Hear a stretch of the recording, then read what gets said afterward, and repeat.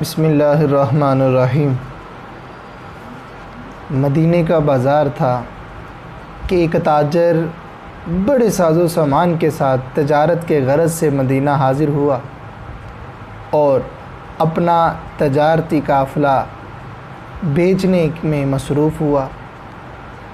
اس کا جتنا بھی یہ تجارتی قافلہ تھا، تجارت کا جو بھی ساز و سامان تھا، بڑے نفع کے ساتھ وہ فروخت ہو گیا، وہ بیچ ڈالا اس نے۔ مگر ایک غلام جو تھا، بچہ تھا، وہ غلام کوئی خریدنے کا نام نہ لے۔ گرمی کی شدت، وہ پریشان تھا۔ غلام بچہ بھی جو تھا وہ پسینے میں شرابو ہو رہا تھا کہ اتنے میں ایک لڑکی گزری۔ اس نے اس بچے کا چہرہ دیکھا، اس بچے کو پیار کی نظر سے دیکھا تو تاجر کے پاس چلی گئی۔ تاجر سے کہنے لگی، کیا اس بچے کو بیچنا چاہتے ہو؟ کہنے لگا، ہاں یہ میرا غلام ہے، میں اس کو بیچنا چاہتا ہوں۔ کتنے کا؟ اب چونکہ وہ تاجر پریشان بھی تھا، اس نے سوچا کہ بجائے اس بچے پہ نفع لینے کے لیے جتنے کا اس نے لیا تھا اس نے بتا دیا، اتنے کا میں نے لیا اور اتنے کا میں تمہیں اس کو بیچ ڈالوں گا۔ اس لڑکی نے اس بچے پہ رحم کرتے ہوئے اس کو خرید لیا۔ اب یہ سارا قصہ اغیار بھی دیکھ رہے ہیں، یہود و نصارہ بھی دیکھ رہے ہیں۔ جب یہ بات حضرت ابو حذیفہ تک پہنچی تو انہوں نے اس لڑکی کی رحم دلی کو دیکھتے ہوئے اپنا نکاح کا پیغام بھجوا دیا۔ جب نکاح کا پیغام بھجوایا گیا، اس لڑکی نے نکاح کا پیغام قبول کر لیا۔ اب ابو حذیفہ اور وہ لڑکی جس نے غلام خریدا تھا، اس کا نام تھا ثبیتہ بنت عیار۔ ان کا نکاح ہوا اور یہ مدینہ سے مکہ واپس آ گئے۔ جب مکہ پہنچے تو ابو حذیفہ کے دوست پیارے حضرت عثمان بن عفان رضی اللہ تعالیٰ عنہ، جب ابو حذیفہ ان سے ملے تو کہنے لگے، عثمان آج تمہارے انداز گفتگو میں وہ چیز نہیں ہے جو میرے مدینہ جانے سے پہلے تھی۔ تو حضرت عثمان ابن عفان کہنے لگے کہ میں نے اسلام قبول کر لیا ہے اور تم نے ابھی اسلام قبول نہیں کیا، تو ہماری دوستی کے اندر اب وہ چیز نہیں ہے۔ تو ابو حذیفہ کہنے لگے، پیارے عثمان تم نے یہ کیسے سوچ لیا کہ ہماری دوستی فقط مال و زر کے لیے تھی؟ اگر تم نے اسلام قبول کر لیا ہے تو عثمان سن لے، جس نبی کا کلمہ تم نے پڑھا ہے مجھے بھی اس نبی کی بارگاہ میں لے جاؤ۔ اب ابو حذیفہ کو بارگاہ مصطفیٰ میں لے جایا گیا۔ آقا علیہ الصلوۃ والسلام نے آپ پر شفقت سے نگاہیں ڈالی اور آپ کو کلمہ پڑھا کے مسلمان کر دیا۔ اب حضرت ابو حذیفہ جب گھر تشریف لائے تو اپنی بیوی اور غلام سے کہنے لگے کہ میں نے اسلام قبول کر لیا ہے، لہٰذا اب میں مسلمان ہو چکا ہوں۔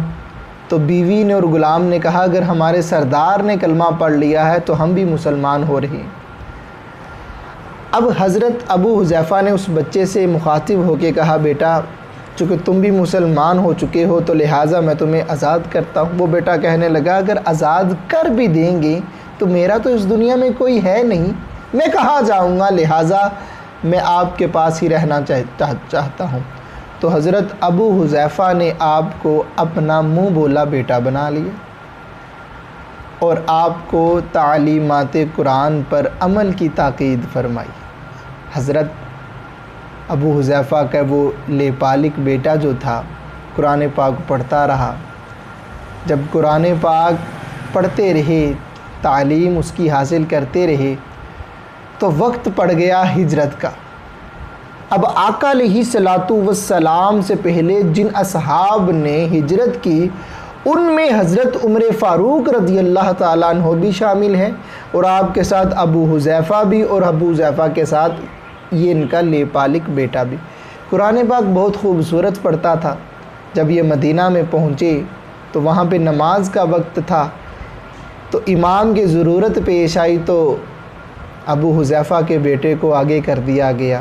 اب یہودی یہ نظارہ دیکھ رہے ہیں، منظر یہ دیکھ رہے ہیں کہ یہ وہ لڑکا تھا جس کو کوئی لینے کے لیے تیار نہیں تھا، یہ وہ غلام تھا کہ اس کو دیکھ کے لوگ جا رہے تھے، مگر آج اللہ نے فضیلت کیا دی ہے کہ مسلمانوں کا امام بنا دیا گیا۔ جب وہ قرآن پڑھتا تو لوگ دیکھتے، ایون یہاں تک کہ لوگ اس کے قرآن پاک کو سننے کے لیے اپنا کام بھول جاتے اور کھڑے ہو کے اس کا قرآن سنتے۔ ایک مرتبہ حضرت عائشہ صدیقہ بنت صدیق رضی اللہ تعالیٰ عنہ مدینہ سے واپس آ رہی تھی بازار سے، تو دیکھا کہ آپ اس بچے کا قرآن سن رہی ہیں تو دل کو سرور پہنچا۔ آقا علیہ السلام کی بارگاہ میں حاضر ہوئے، محبوب علیہ السلام نے پوچھا عائشہ اتنا لیٹ آنے کی وجہ، دیر تاخیر کیوں ہوئی؟ عرض کی پیارے محبوب علیہ السلام میں نے دیکھا ہے کہ ایک بچہ قرآن پڑھتا ہے اور اس کے قرآن پڑھنے سے دل تک اثر جاتا ہے۔ آقا علیہ السلام محبوب علیہ السلام نے اپنی چادر اٹھائی اور جب باہر تشریف لائے تو دیکھا کہ وہ لڑکا جو پہلے یہودی ہوا کرتا تھا، پہلے غیر مسلم تھا، پہلے غلام تھا، آج مسلمانوں کا امام بن کے قرآن پاک کی تلاوت کر رہا۔ آقا علیہ السلام نے اللہ کا شکر ادا کیا کہ مولا تو نے مجھے میری امت میں ایسے ایسے لوگ بھی عطا کیے۔ وقت گزرتا گیا، بہت سی جنگوں میں انہوں نے اپنے بہادری شجاعت کے منظر پیش کیے۔ ناظرین، یہ صحابی کوئی عام صحابی نہیں تھے، یہ وہ صحابی تھے جنہوں نے بچپن ابو حذیفہ کے گھر میں اور بارگاہ مصطفیٰ کی شفقت سے اپنا بچپن لڑکپن گزارا، بہت سی جنگوں میں شجاعت کے منظر پیش کرتے رہے۔ اس صحابی کو کوئی عام نہ سمجھے، یہ وہ صحابی تھے جن کا نام سالم مولا تھا، جن کو بعد میں سالم بن حذیفہ کے نام سے پکارا گیا۔ جنگ موتا کے مبارک بابرکت لمحات میں انہوں نے جام شہادت نوش فرمایا۔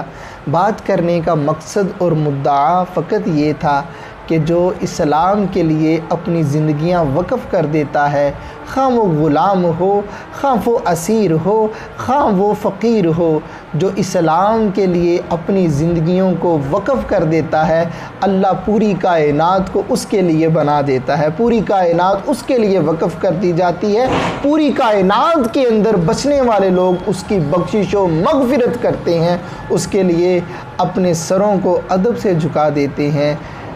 تو میرے ناظرین، یہ پروگرام دیکھنے والے تمام دوست احباب، میری مائیں بہنیں، یہ ذہن نشین کریں کہ جب وقت پڑے دین کی حفاظت کا، دین کی خدمت کا، دین کے لیے کام کرنے کا، تو اس کو معمولی خیال نہ کرنا۔